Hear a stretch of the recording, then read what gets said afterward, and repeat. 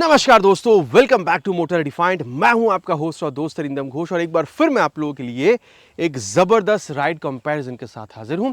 और आज हम लोग यहां पर राइड कंपेयर करने वाले हैं ऑल न्यू हीरो डेस्टिनी 110 के साथ with its toughest competitor that is TVS Jupiter 110। दोनों ही 110 सीसी की आप लोगों को बिल्कुल मिल रहा है। ठीक है, आप लोगों को यहां पर एक डाउट भी हो रहा है क्योंकि दोनों में अगर आप देख रहे हैं प्राइस में बहुत ज़्यादा डिफरेंस नहीं है, दोनों ही सेम सेगमेंट में भी आ रहा है, पावर में भी आप लोगों को दोनों ऑलमोस्ट सिमिलर मिल रहा है।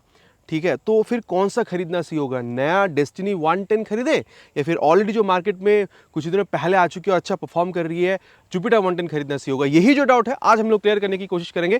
बताऊंगा मैं आप लोगों को फीचर स्पेसिफिकेशन, प्राइस हो या माइलेज या फिर राइड कंपैरिजन हो, कितना डिफरेंस आप लोगों को दोनों स्कूटर में मिलेगा, ताकि वीडियो के एंड तक आप लोगों को क्लियर आइडिया मिल जाए कि आप लोगों के लिए खरीदना डेस्टिनी 110 सही है या फिर जुपिटर 110। और दोस्तों आगे बढ़ने से पहले very special thanks to GP auto centre Krishnanagar and Rahul TVS Krishnanagar for providing मेरी स्कूटर्स, ताकि मैं आप लोगों तक कंपैरिजन पहुंचा सकूं। वेस्ट बंगाल के कृष्णनगर या आसपास के एरिया में अगर आप रहते हैं, कोई भी आप यहां पर हीरो, हार्ली या फिर टीवीएस की प्रोडक्ट खरीदना चाहता है शोरूम को आप डेफिनेटली कांटेक्ट कर सकता है। डिटेल्स स्क्रीन पर आप लोगों ने ऑलरेडी देख लिया है। चलिए दोस्तों स्टार्ट करते हैं। दोस्तों राइड कंपैरिजन पे जाने से पहले छोटी सी एक वॉक अराउंड शेयर कर लूं ताकि जो की डिफरेंसेस है वो मैं आप लोगों तक यहां पर पहुंचा सकूं। और देखिए दोनों में आप लोगों को वेरिएंट्स मिल जाएगा, लेकिन आज मैं आप लोगों को सिर्फ दोनों ही स्कूटर की जो टॉप मॉडल है ये मैं आप लोगों को कंपेयर करके यहाँ पर बताने वाला हूँ। अगर आप लोग देख रहे हैं कलर, तो यहाँ पर आप लोग को 7 कलर मिल जाएगा वेरिएंट के हिसाब से, और यहाँ पर आप लोग को वेरिएंट के हिसाब से टोटल 5 कलर मिल जाएगा। ठीक है, कौन सी वेरिएंट में क्या कलर है वो मैंने आप लोग को ऑलरेडी स्क्रीन पर यहाँ पर शो कर दी है। अब प्राइस की जहाँ तक बात है तो टॉप मॉडल दोनों में यहाँ पर आप लोग को 2 से 2,500 तक का प्राइस गैप मिलेगा। इसके बारे में आगे मैं आप लोग को बिल्कुल बताऊंगा वीडियो में, लेकिन उससे पहले समझ लेते हैं कि चीज़ें ओवरऑल आप लोग को यहाँ पर मिल के आ रहा है। देखिए आप लोग को एलईडी हेडलैम्प तक का सेटअप दोनों में आप लोगों को मिलेगा, लेकिन वहाँ पर सिर्फ रिफ्लेक्टर है। यहाँ पर आप लोगों को जो प्रोजेक्टर है ये आप लोगों को बिल्कुल मिल रहा है, तो रात के टाइम पर रोशनी ये थोड़ी सी आप लोगों को बेहतर दे सकती है। बाकी यहाँ पर आप लोग को एलईडी का पूरी तरीके से आप लोग को यहाँ पर ये जो लाइट का सेटअप है, टर्न इंडिकेटर वगैरह ये आपको मिलेगा, लेकिन यहाँ पर आप लोग को बल्ब कम मिल रहा है। बाकी यहाँ पर क्रोम एलिमेंट बहुत ज़्यादा नहीं है डेस्टिनी में, आप लोग को क्रोम एलिमेंट जो है ये आप लोग को काफ़ी ज़्यादा यहाँ पर समझ में आने वाला है। साथ ही अगर आप लोग देख रहे हैं तो यहाँ पर मेटल बॉडी आप लोग को दोनों में सिमिलर मिलेगा। साइड पैनल दोनों में मेटल है, फ्रंट की ये जो पैनल आप देख रहे हैं आप लोग को फाइबर मिलेगा, और ये जो आप मडगार्ड देख पा रहे हैं दोनों में आप लोग को मेटालिक मिल जाएगा। दोनों में ही क्वालिटी काफ़ी सही भी है।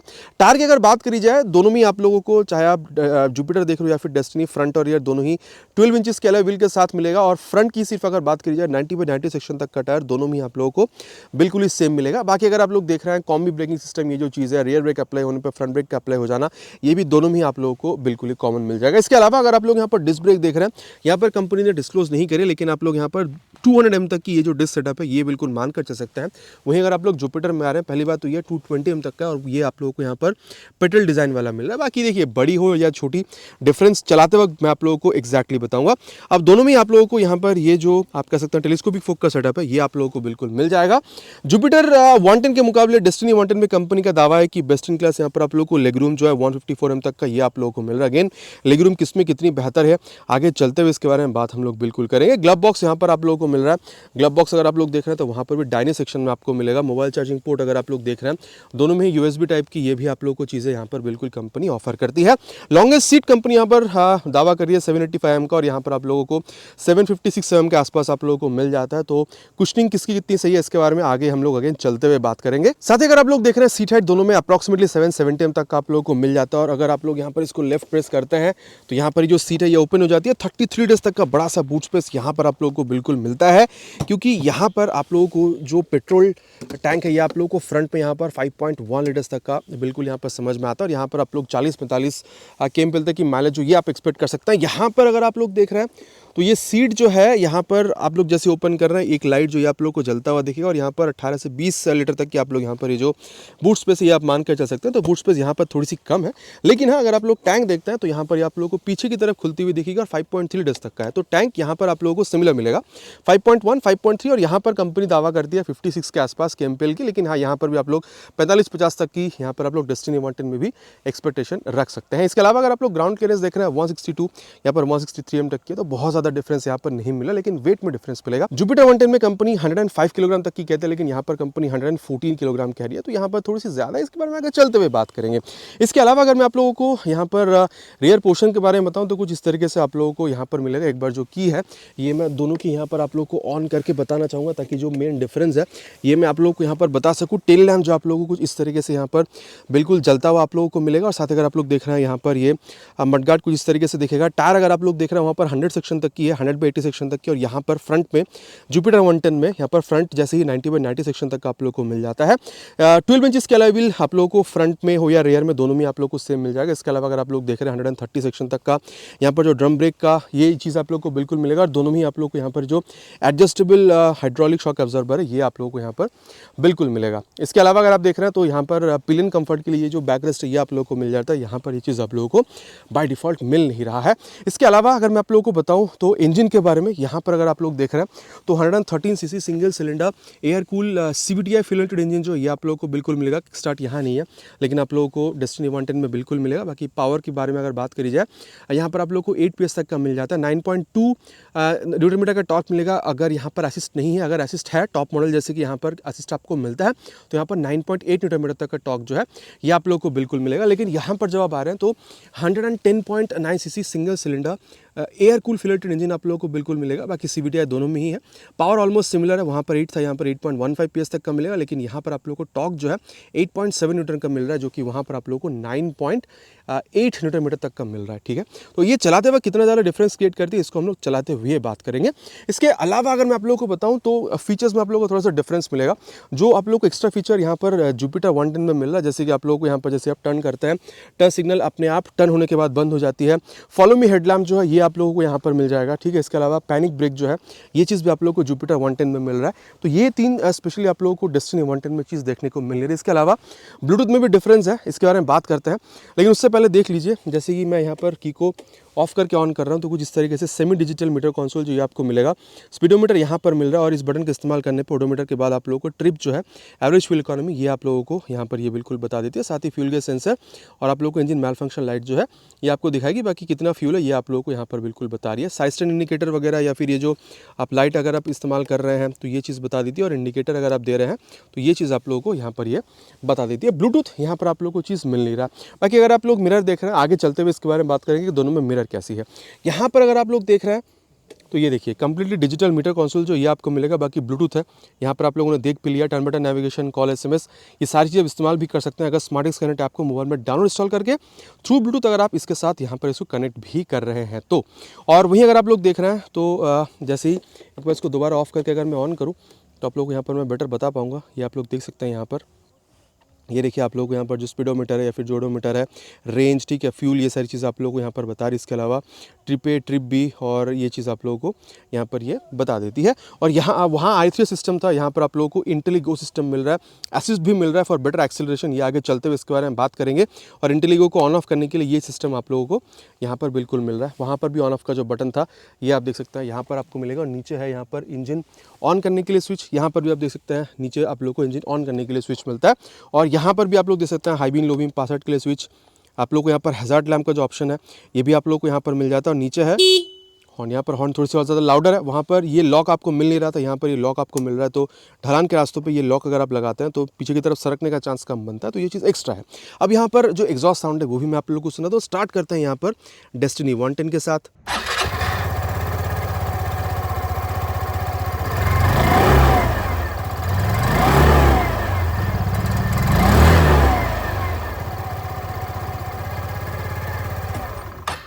ये था डेस्टिनी 110 की आवाज़। और अब मैं आप लोग को यहाँ पर जुपिटर 110 की जो आवाज़ है ये भी सुना देता हूँ।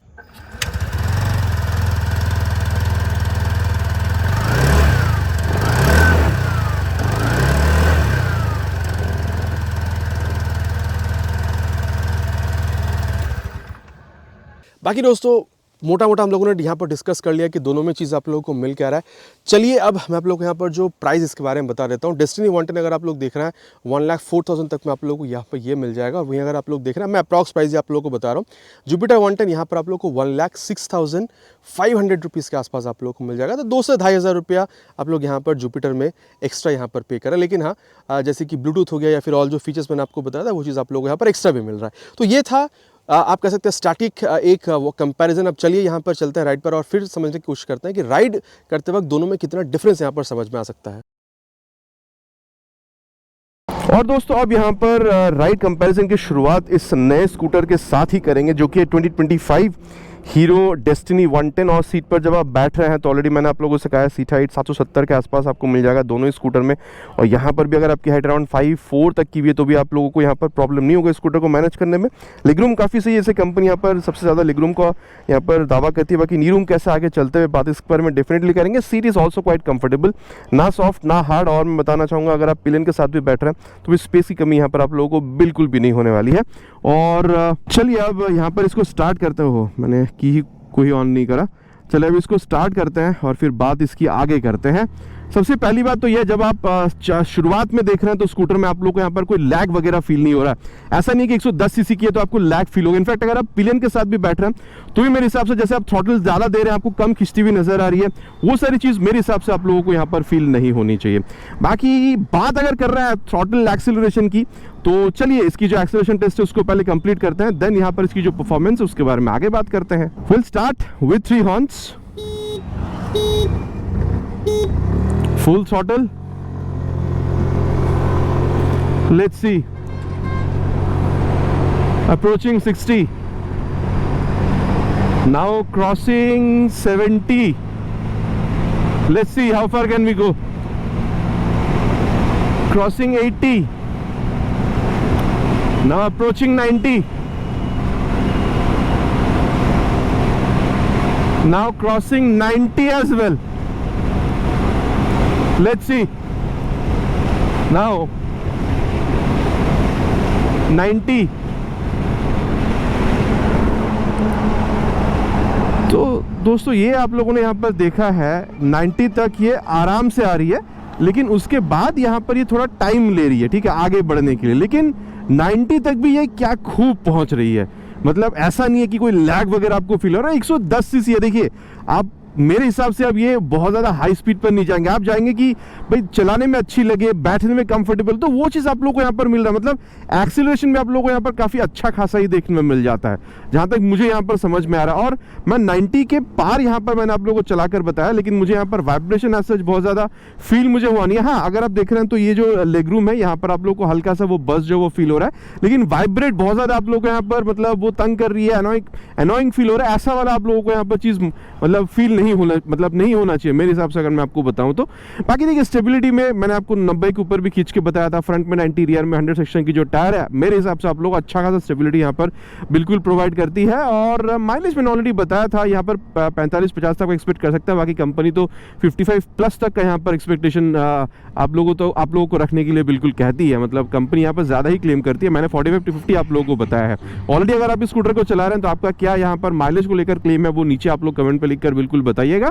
और मैं बताना चाहूंगा अगर आप लोग देख रहे हैं इंजन हीटिंग की इशू मेरे हिसाब से आपको होनी नहीं चाहिए। अब दोस्तों कंपनी तो ये 55+ का यहाँ पर माइलेज क्लेम कर ही रही है, लेकिन एक और बात है, अगर आप यहाँ पर माइलेज को सेव कर मतलब और बेहतर करना चाहते हैं तो एक और कंपनी यहाँ पर ऑफर करती है टेक्नोलॉजी i3s का। अमूमन हर बाइक स्कूटर में ऑफर करती है।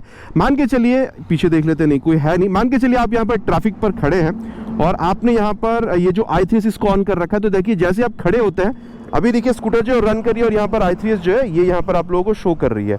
अब देखिए, ये देखिए जैसे स्कूटर यहाँ पर बंद है, अब देखिए मैं थ्रॉटल अगर मैं घुमाता हूँ, ये देखिए अभी स्कूटर जो है जा नहीं रही है, ठीक है, और यहाँ पर i3s जो है यहाँ पर ब्लिंक कर रही है। अगर आप यहाँ पर ट्रैफिक पर खड़े हैं और अगर आप यहाँ पर i3s को ऑन कर रखें और अगर आप मैनुअली इसको स्विच ऑफ नहीं भी करते हैं जब आप ट्रैफिक पर खड़े हैं, तो 5 से 10 सेकंड में अपने आप i3s सिस्टम जो है ये इंजन को शट डाउन कर देती है, ताकि माइलेज जो है आप लोगों को बेहतर मिल सके। और अगेन अगर आप लोगों को चालू करना है तो क्या करना है, जस्ट यहाँ पर ब्रेक को पकड़िए और जैसे ही आप थ्रॉटल घुमाते हैं, ये देखिए ये चलने के लिए यहाँ पर रेडी हो जाती है। बाकी ये i3s टेक्नोलॉजी काफ़ी मुझे तो अच्छी लगती है माइलेज को बेहतर बनाने के लिए। आप लोग अगर ऑलरेडी यूज़ कर चुके हैं हीरो की कोई भी बाइक स्कूटर जहाँ पर i3s है, आप लोगों का क्या यहाँ पर एक्सपीरियंस है, नीचे प्लीज़ कमेंट पर लिखकर बताइएगा।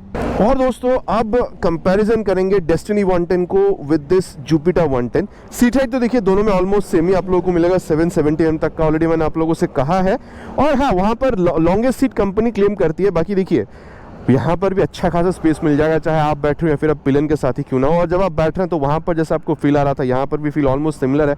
बहुत ज़्यादा सामने झुकने की तो ज़रूरत नहीं है। सीट की कंफर्ट की अगर बात करी जाए, यहाँ पर भी ना सॉफ्ट ना बहुत ज़्यादा हार्ड, तो वो कंफर्ट वाली जो फील है ये दोनों स्कूटर में आप लोग को सेम मिलेगा, ठीक है। लेकिन अगर आप लोग देख रहे हैं ये लेग रूम या फिर नी रूम जो है, मेरे ख्याल से तो देखिए लेग रूम वहाँ पर कंपनी क्लेम करती है कि सबसे ज़्यादा, लेकिन नी रूम यहाँ पर भी आप लोगों को बेहतर ही मिल जाएगा। मतलब बैठने में यहाँ पर भी आप लोगों को प्रॉब्लम नहीं हो रहा है। मेरे ख्याल से 661 तक की भी अगर आपकी हाइट है तो आराम से इसको भी यूज़ कर पाएंगे, जैसे वहाँ पर डेस्टिनी को आप यूज़ कर पा रहे थे। डेस्टिनी 110 की मैं बात कर रहा हूँ, और स्पेस की कमी यहाँ पर भी नहीं है, ठीक है, चाहे आप पिलन के साथ ही क्यों ना बैठ रहा हूँ, लेकिन हाँ वहाँ पर डेस्टिनी 110 में थोड़ा सा स्पेस आप लोगों को ज़्यादा मिल जाएगा।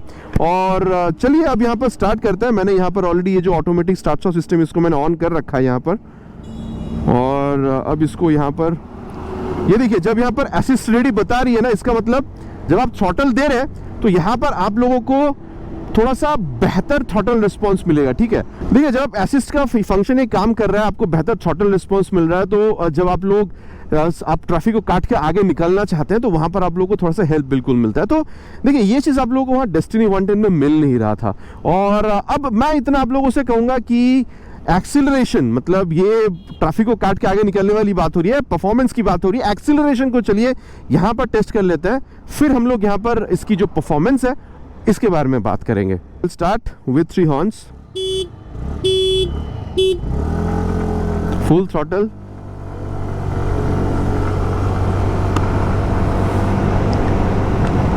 approaching 60,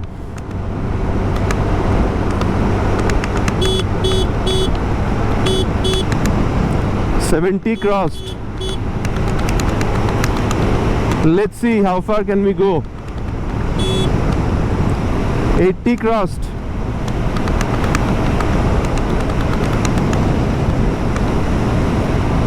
Approaching 90.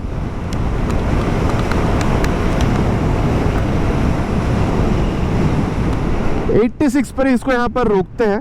देखिए मेरे ख्याल से ना, अब मुझे नहीं पता कि जब हम लोग डेस्टिनी 110 में देख रहे थे वहाँ पर कोई स्पीड वेरियर वगैरह है या नहीं है, वहाँ पर तो 90 अप तक आराम से जा रहे थे। यहाँ पर क्या है 85 के बाद स्पीड लेने में यहाँ पर थोड़ी सी ये देर कर रही है। बाकी यहाँ 0 to 60 80 कितने सेकंड्स में कौन सी स्कूटर ने अचीव करी है वो आप लोगों ने ऑलरेडी यहाँ पर देख लिया है। जहाँ तक बात है वाइब्रेशन की, मैं कहूँगा यहाँ पर भी कंट्रोल्ड ही आप लोगों को मिलेगा।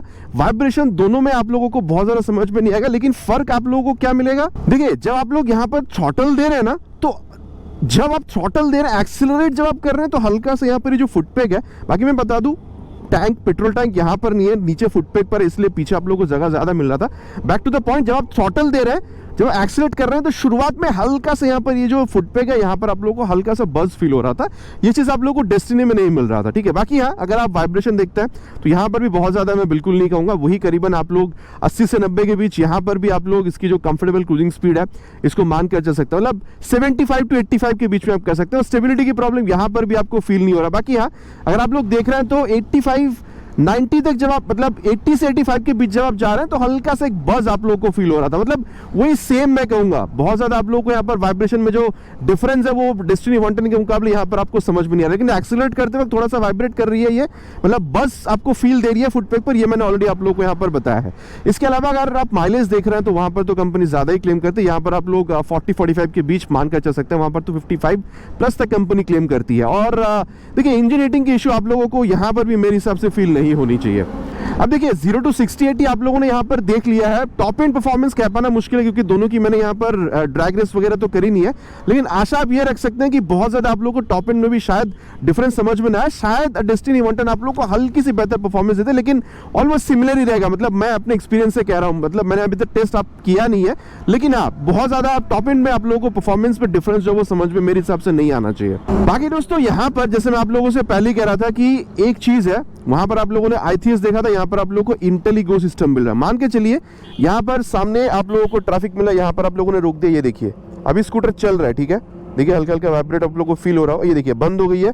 मैं जब थ्रॉटल घुमा रहा हूँ तो यहाँ पर ये देखिए, जैसे ही मैं यहाँ पर थ्रॉटल घुमा रहा हूँ ना, घुमा के जैसे मैं छोड़ दे रहा हूँ यहाँ पर तब स्टार्ट होती है। वहाँ पर क्या था, आपको ब्रेक पकड़ना हो रहा था, थ्रॉटल जैसे घुमा रहे थे स्टार्ट हो रही थी। यहाँ पर ब्रेक पकड़ने की भी जरूरत है, जैसे आप थ्रॉटल घुमा के एक बार छोड़ देते हैं, ब्लिप करके छोड़ देते हैं, यहाँ पर ये स्टार्ट हो जाती है। तो ये काफ़ी सही है, मतलब सामने अगर आपकी ट्रैफिक और आपने यहाँ पर इसको ऑन कर रखा है ऑटो स्टार्ट सिस्टम को, तो अगर आप मैनुअली बंद नहीं भी करते हैं तो जैसे आप खड़े होते हैं स्कूटर को लेकर 5 से 10 सेकंड में अपने आप खुद को बंद कर देती है, ताकि माइलेज को यहाँ पर बेटर करी जा सके। और अगेन अगर आपको स्टार्ट करना है, वैसे तो ब्लिप करने से स्टार्ट हो जाएगी, लेकिन मैं कहूँगा फॉर सेफ्टी एक बार ब्रेक को पकड़ के अगर आप लोग इसको थ्रॉटल को ब्लिप करते हैं तो यहां पर ये दोबारा स्टार्ट हो जाती है, ये देखिए।